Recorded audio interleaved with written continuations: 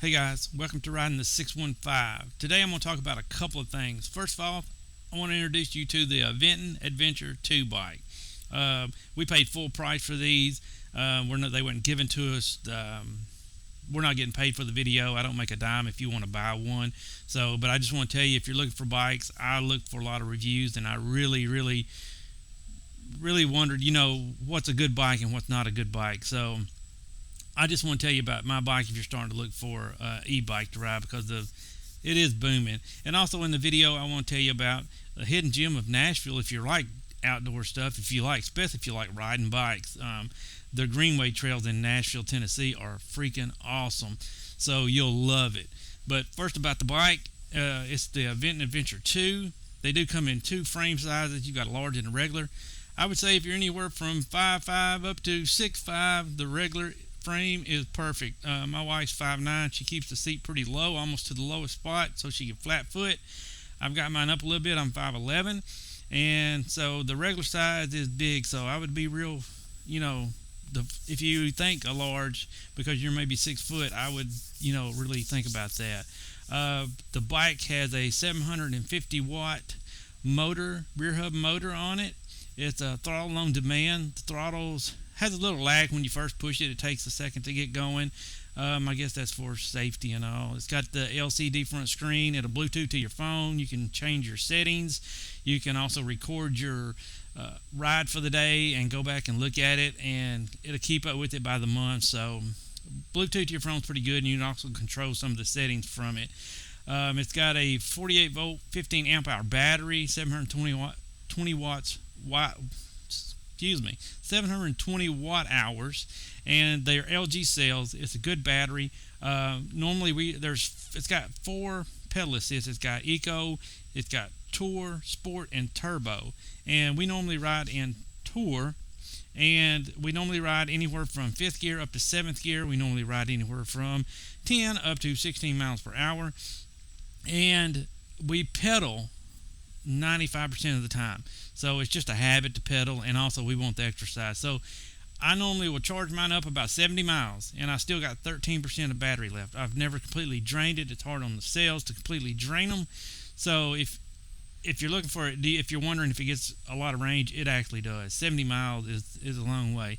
If you're using throttle only, of course, that will probably split it in half. And if you use Sport and Turbo mode, it'll probably bring it down some. But Tour, it's just perfect for us because we like to leisurely go. We don't care nothing about running 25 miles an hour or whatever, and we just like to ride. So it's got a great range to it. It will go 20 miles an hour if you use the throttle only, and 28 miles an hour in pedal assist. It does come shipped as a class 2, but you can get into your settings on Bluetooth and up the miles per hour and get it to a class 3. It weighs about 77 pounds, but it doesn't really matter. I mean, it doesn't seem that heavy at all. And today, in these days and times, we actually want our bikes to go far.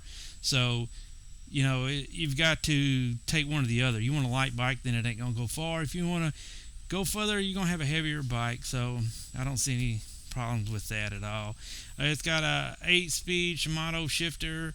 It's an Atlas, and it's kind of the lower end of Shimano, but it works perfect. I never have any trouble whatsoever out of it. I do got about 500 miles on my bike. The tires are 26x4. They don't show any wear at all, and I've rode them mostly on pavement. They're supposed to be puncture resistant, the company claims. I haven't had any flats yet, knock on wood. It comes with metal front and rear fenders. It comes with the rear rack. It's a beautiful bike. The wheels are sanded. I mean, you can't even see the weld marks on it. It's just an all-around great bike, and the price is great. I went with the Aventon because one reason, and I'm going to get to the trail in just a second, but I went with the Aventon because the dealers are local, and I can go get it fixed if something goes wrong. I hear a lot of horror stories online about bikes that they're buying and they can't get parts for them when they break because they are mechanical. They are going to break. So I hear a lot of horror stories about that, and people can't get their bike fixed or they can't get the parts, and so they've bought this bike that something broke on it or something messed up, and now they can't get the company to answer the phone. They can't get them return emails, and they've bought something that's just a piece of junk now. So Aventon has a lot of dealers around, so that's one of the reasons we went with Aventon. there are other great bikes out there and I hear about Hemingway. I hear is good.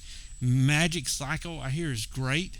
Um, there's just a lot of them, but I would really look around to see who's the dealer around you in case you do need to get it worked on. It's just something to think about it. There are some online companies that I've read have great customer service. Will help you out. So I would just check on that before I go to buy it. But if you're looking for something, we went to Aventure 2 because of the torque sensor. We're in our 50s. We wanted some exercise, and that's the reason we went with that, because it's more realistic pedaling, and it's just an all around great bike. It's great to get out.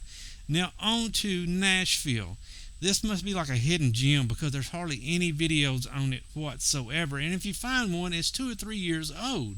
I don't understand that.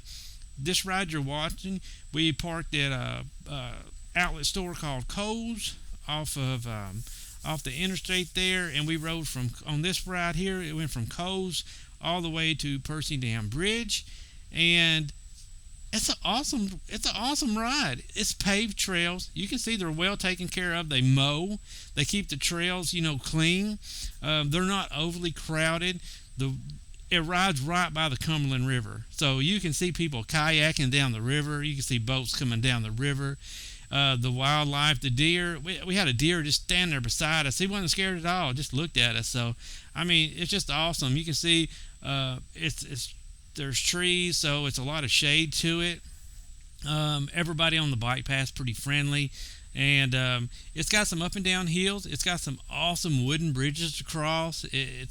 It's just great. It's just like a hidden gem of Nashville. And like I said, this leg right here, you can do like certain legs of it. This leg here that you're watching, we went from Coles down to Percy Dam Bridge, and so it's just great.